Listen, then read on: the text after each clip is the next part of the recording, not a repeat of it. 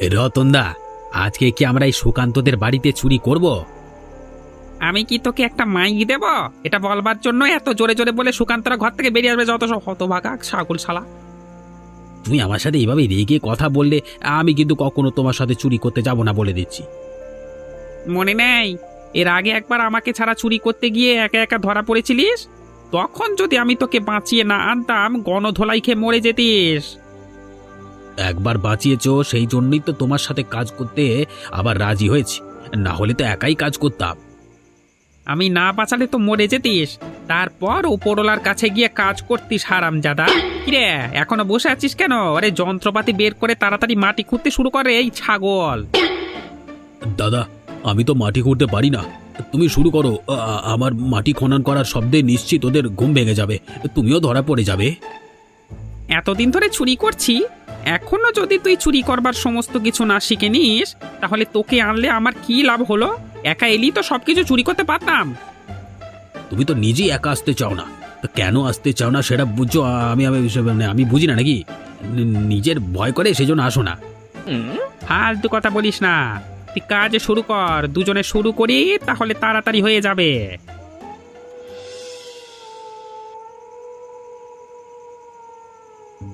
আমাকে বাঁচাও, আমাকে বাঁচাও, আমি এখানে আটকে আছি, তাড়াতাড়ি টেনে ভেতরে নাও।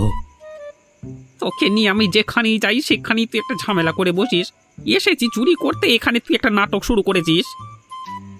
দাদা, দাদা তুমি আমার সাথে এমনটা করো না, দয়া করে আমাকে তোলো। কিভাবে যেন আটকে গেছি, ও অর্ধেক বাইরে অর্ধেক ভেতরে। বাবা তোর ভেতরে আসতে হবে না, বাইরের দিকে চলে যা, আমি ভেতরে চুরি করে বাইরে নামছি শালা। আমি কি চেষ্টা করছি না? কোনোভাবেই পেছনের দিকে যেতে পারছি না গো, দয়া করে একটু টান দাও না গো।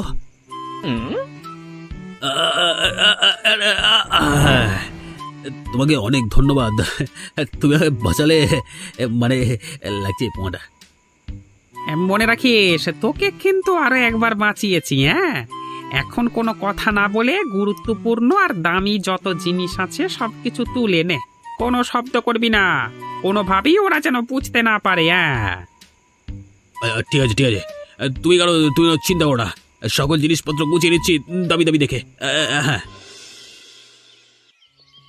হায় হায় হায় হায়, আমাদের কপাল পুড়েছে, আমাদের জিনিসপত্র সব চুরি করে চোর নিয়ে গেছে। হায় হায় হায় হায় রে। আমার গলার হারটা না কোথাও দেখতে পাচ্ছি না, এখানেই তো রেখেছিলাম, আমার এত শখের হার। তুমি আর হার হার করো না তো, জমিতে ফসল ফলাবো সেই জন্য এখানে টাকা রেখেছিলাম, একটি টাকাও নেই, সমস্ত টাকা নিয়ে গেছে, আমি একদম নিঃস্ব হয়ে গেছি। মরার ঘুম ঘুমিয়েছিলে, চোর চলে এসেছে একটুও টের পাওনি, আমার সমস্ত গয়না নিয়ে চলে গেল চোর, আমি এখন কি করব? আমার গয়না। আমি আমি না হয় সারাদিন কাজ করি, রাতে ঘুমিয়ে থাকি, তুমি কি করো? সারাদিন বসে খাও, এ বাড়িতে ও বাড়িতে ঘুরে বেড়াও, তারপর রাতে মরার মতো ঘুমিয়ে থাকো। আমি নিজে এসে ডাকলেও তো তুমি শোনো না, দরজা খুলতে পারো না, চোর এসেছে সেটা আবার দেখবে কিভাবে, যত সব ঝামেলা। ও আচ্ছা, এখন আমার দোষ হয়ে গেছে, আমি যে বাড়ির সমস্ত কাজকর্ম করে দিই তা কিছু না, আমি নাকি ঘুরে বেড়াই। আমার নামে শুধু শুধু এমন বদনাম করলে না, তোমার সংসার কিন্তু আমি করব না, এখনই বাবার বাড়ি চলে যাব। এটা ছাড়া তো তুমি কিছু পারবে না, পারো তো এটাই। তুমি আবার আমাকে কথা শোনাচ্ছ? জিনিসও গেছে আমার, মানও যাবে আমার, শালারে চোরেদের জ্বালায় আর বাঁচলাম না। এদেরকে এত করে বোঝানোর পরেও এরা কোনোভাবেই শোধরাবে না। সামান্য আয় করব, সামান্য খাবো, তা দিয়ে সংসার চলবে। ওরা কোনো ধরনের কাজ করতে চায় না, চায় শুধু চুরি করতে। আগে তো অন্য গ্রামে চুরি করত, এখন নিজেদের গ্রামেই চুরি করছে। প্রতিবেশী সুকান্ত তার বাড়িতে চুরি করেছে, লোকটা কত ভালো মানুষ, ফসল ফলায়, কঠোর পরিশ্রম করে, ব্যবসা বাণিজ্য করে, সেই টাকা নাকি ওরা নিয়ে এসেছে, সাথে রাধিকা বৌদির গয়না। দেখেছো আবার কেমন করে এখন ঘুমিয়ে আছে। আমি তো কিছু বলতে পারি না, আমি তো ছোট, তুমি ওঠাও, ঘর থেকে বের করো দুটোকে। সাহেবেরা এখনো ঘুমিয়ে আছে নাকি উঠবেন? কি হয়েছে? তোমরা এত চেঁচামেচি করছো কেন? তোমাদের জন্য তো শান্তিতে ঘুমাতে পারছি না। আর ঘুমোতে হবে না, এই ঘরে অন্তত তোমাদের ঘুম নেই। অন্য কোথাও গিয়ে ঘুমাও গিয়ে। কি হয়েছে সেটা তো বলবে। কি হয়েছে সেটা জানো না? আবারও চুরি করেছো তো? এসব কথা কি বললে বৌদি?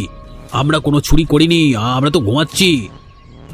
আগে তো অন্য গ্রামে চুরি করতে, তাও একটা মানা যেত। এখন কিনা নিজেদের গ্রামেই চুরি করছো?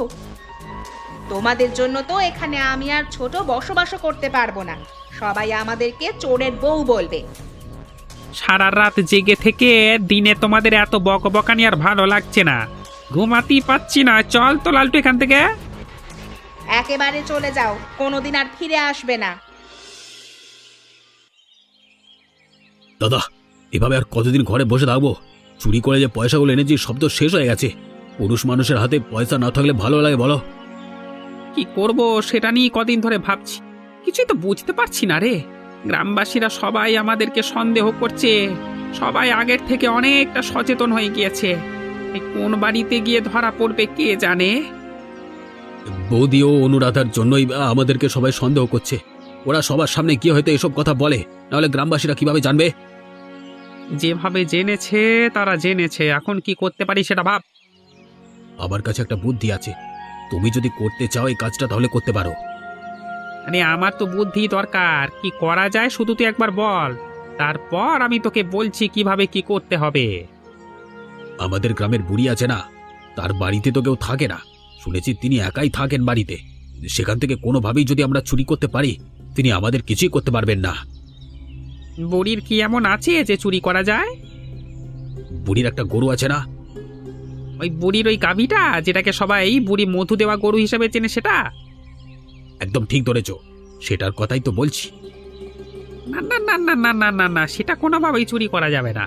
বুড়ি সাংঘাতিক লোক বাবা, গরুকে প্রচন্ড ভালোবাসে, সবার কাছে বলে বেড়ায় মধু দেয় নাকি তার গরু। গরু কি মধু দিতে পারে? দুধ কি তো বুড়ি মধু বলে, উল্টো পাল্টা কথা। সেটাই তো ভালোবেসে বলে রে ভাই, গরুর কিছু করলে বুড়ি আমাদের ছাড়বে না ভাই। ঠিক আছে, আমি একটা বুদ্ধি দিলাম, তুমি রাজি হলে না? নতুন বুদ্ধি বের করো তাহলে, নাহলে না খেয়ে মরো। অন্য কিছু যে করব তাও তো বুঝতে পারছি না। এত বুঝতে হবে না, আজকে রাতে ওই কাজটি করবে, তুমি আর কোনো কথা বলো না। কিন্তু আর কোনো কিন্তু শুনতে চাই না, আমি যেটা বলেছি সেটাই হবে। তুমি আর কোনো কথা বলো না, চলো বাড়ি থেকে চলো, তৈরি হয়ে থাকতে হবে।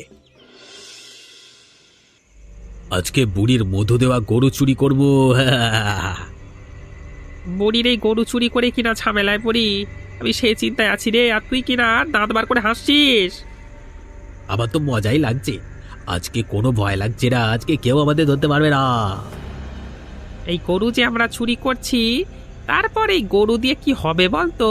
2-4 গ্রামে এই গরু সবাই চেনে, কোথাও তো বিক্রি করতেও পারবো না, তখন ধরা পড়ে যাবো না রে। আমি থাকতে তুমি কোনো চিন্তা করো না, এই গরু আমি আরো 10 গ্রাম দূরে বিক্রি করে আসবো। আমার হাতে ক্রেতা আছে, অল্প দামে গরু ছেড়ে দিলে দেখবে যে এখানে এসেও নিয়ে যাবে। তাহলে আর আমাদের দূরে যাওয়ার কোনো দরকার নেই, কিছুটা কম দামে এখানে বসেই ছেড়ে দিস, না হলে কিনা আবার ধরা পড়ি। এতদিন পর তুমি ভয় পাওয়া শুরু করলে, আমি সাহস পেলাম। আমি এখানে পাহারা দিচ্ছি, তুই ভেতরে গিয়ে গরুটা ছেড়ে নিয়ে আয় তাড়াতাড়ি। আচ্ছা ঠিক আছে, আবার পালিয়ে যাও না, ভালো করে পাড়া দাও, আমি গরুটা নিয়ে আসছি।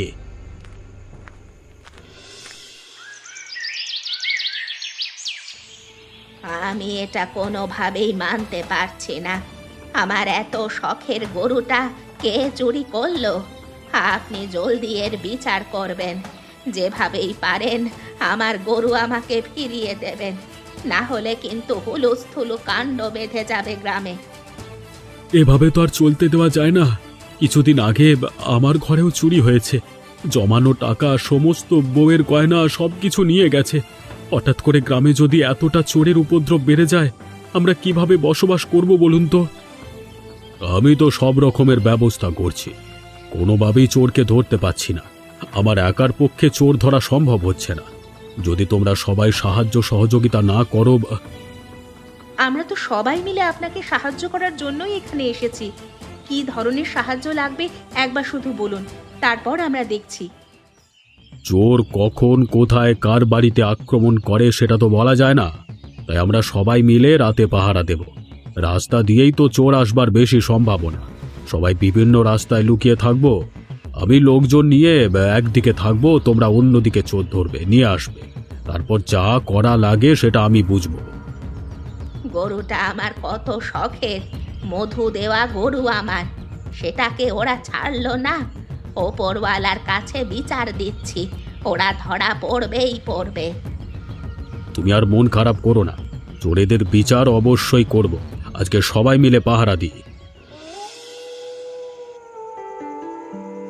আজকে কোথায় চুরি করব দাদা আমরা? লোকের বাড়ি আর চুরি করতে ভাল লাগছে না, সেজন্য ভাবছি বাজারে যে কোনো একটা দোকানে চুরি করব। দোকানে চুরি করলে সবচেয়ে ভালো হবে। কোনো পরিশ্রম নেই, রাতে দোকানে মানুষও থাকে না। সমস্ত টাকা পয়সা দরকার হলে বাজার সদাইও চুরি করে নিয়ে আসতে পারবো।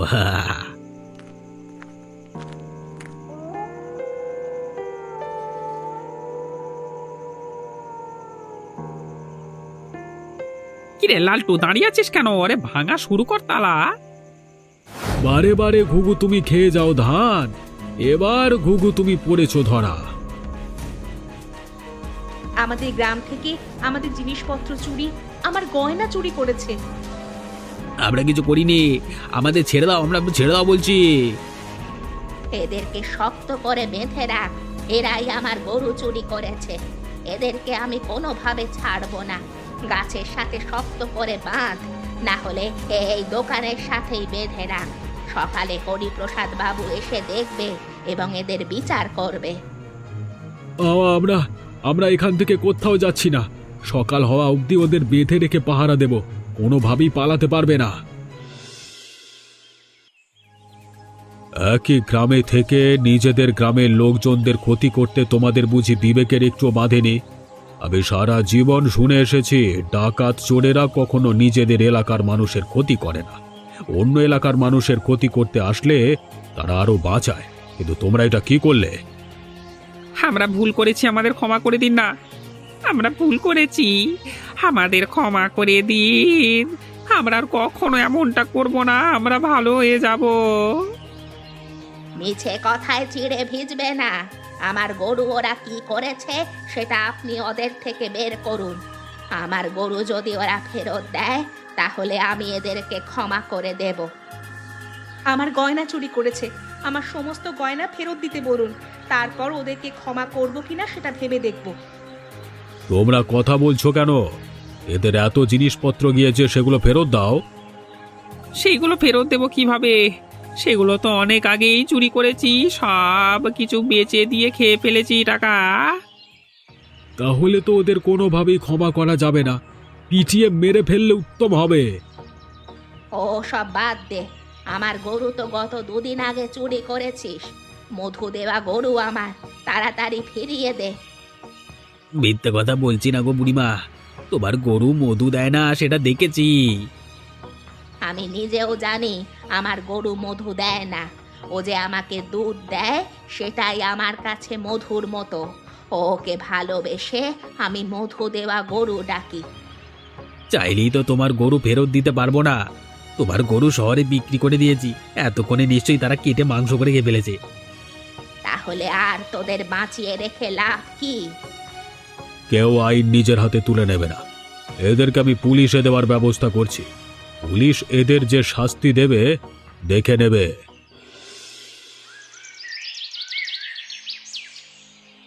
দেখো আমরা ফিরে এসেছি, পুলিশ আমাদের ছেড়ে দিয়েছে। তোমাদের ছেড়ে দিয়েছে কেন সেটাই তো বুঝতে পারছি না। তোমাদের তো আরো অনেক দিন ধরে আটকে রাখা উচিত ছিল। আমার মনে হচ্ছে তোমরা মিথ্যে বলেছো, হয়তোবা তোমরা পালিয়ে এসেছো, তাই না? তোমরা আমাদের আপনজন হয়ে এমন করে কথা বলো না গো, আমাদের আরো কষ্ট লাগে গো। আমরা যদি তোমাদের আপনজনই হতাম না, তাহলে তোমরা অবশ্যই আমাদের কথা শুনতে। তখন তোমাদের এত করে বুঝিয়েছি, কখনো আমাদের কথা শোনোনি। আমাদের এখন ক্ষমা করে দাও, আমরা ভুল বুঝতে পেরেছি, আমরা ভালো হয়ে যাব।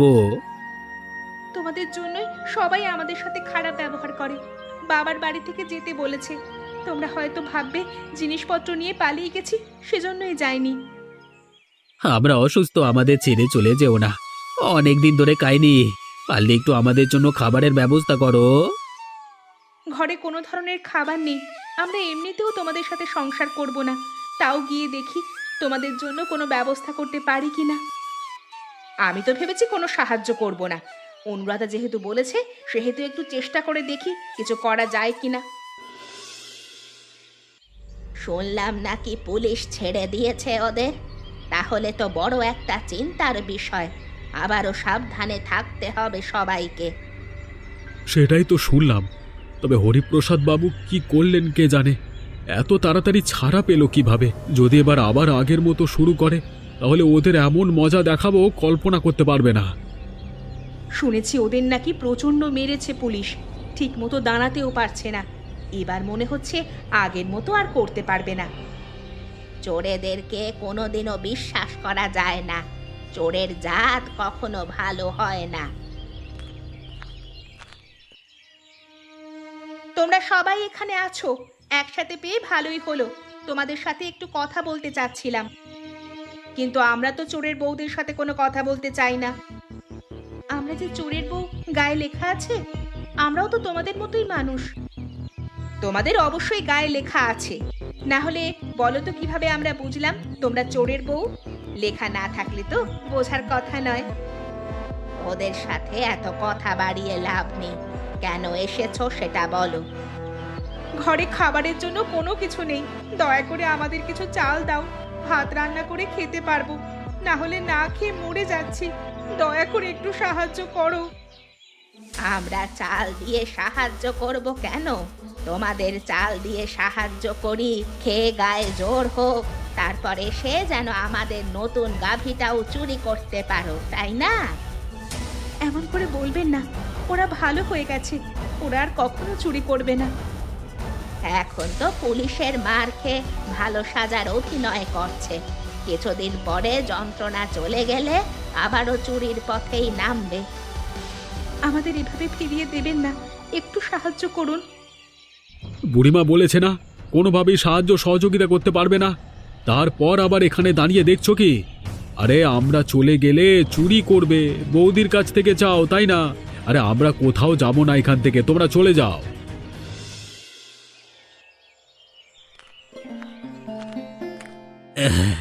তোমরা এত দেরি করে আসলে কেন? আমরা না খেয়ে বসে আছি, ওই খাবার এনেছো? দাও দাও দাও, দাও না। আহা, খিদে জ্বালা পেট মরে যাচ্ছি গো। আহ, কি হলো, চুপ করে দাঁড়িয়ে আছো কেন? তোমরা কথা বলছো না কেন? কি কথা বলবো? সবার কাছে গিয়েছিলাম, কেউ আমাদের সাহায্য করেনি, সবাই আমাদের অপমান করে তাড়িয়ে দিয়েছে। সে কথা বলবো কে কিভাবে অপমান করেছে? কি বলছো? তোমাদের অপমান করেছে? আমরা যে ভালো হয়ে গেছি সে কথা বলেনি?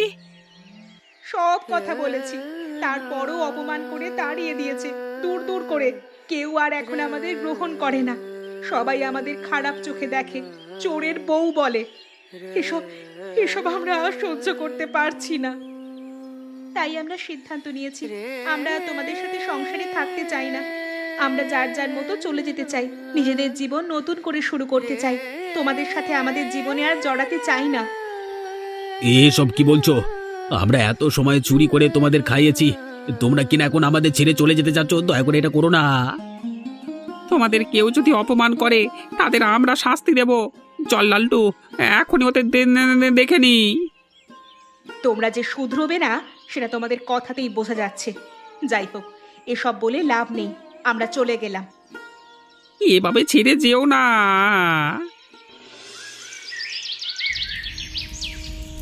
যে জীবনে সুখ শান্তি নেই, সেই জীবনে ঘর বাড়ি রেখে আর কোনো লাভ নেই। এ গ্রামের মানুষজন আসলেই আমাদের আর গ্রহণ করবে না। বাড়ি ঘর জ্বালিয়ে দিয়ে চিরদিনের জন্য গ্রাম ছেড়ে চলে যাবে। আমরা নিজেরাও বুঝতে পারিনি দিন দিন আমরা কতটা অমানুষ হয়ে যাচ্ছি। যাদের জন্য আমরা ভেবেছি, কষ্ট করেছি, খারাপ কাজ করেছি, তারা যে কখনো সেই খারাপ জীবনটা চাইনি, সেটা আমরা বুঝতে পারিনি। আমাদের দোষ, কাউকে দোষ দেবে না। আমাদের যদি ছেলে মেয়ে থাকতো, সবাই তাদেরকে চোরের ছেলে মেয়ে বলতো গো, সেটা আমাদের জন্য আরো কষ্টকর হতো। শহরে গিয়ে আমরা নতুন করে শুরু করব, এখানে আমরা কঠোর পরিশ্রম করব। ওপরওয়ালা যদি চান আমাদের নতুন একটা সংসার হবে। যদি ভালো হতে পারি তাহলে আবার ওদের খোঁজ করব। ওরা যদি আমাদের জন্য অপেক্ষা করে তাহলে ওদের কাছে ফিরে যাব। না হলে আর কোনো দিন এ গ্রামে ফিরে আসবো না। বাবা মায়ের এত কষ্টের জায়গাটা সংরক্ষণ করে রাখতে পারলাম না, সন্তান হিসেবে আমরা অযোগ্য। যদি পারি সৎ পথে উপার্জন করব, গ্রামের যাদের সম্পদ মেরে খেয়েছি সবার সবকিছু ফিরিয়ে দেব। আর দুঃখ করিস না রে, তোকে বড় ভাই হিসেবে কোনো ভালো শিক্ষা দিতে পারলাম না। চল চল চল চল চল চলে যাই, চল। এমন মজার মজার গল্প দেখতে চাইলে আমাদের চ্যানেলটি সাবস্ক্রাইব করতে ভুলবেন না।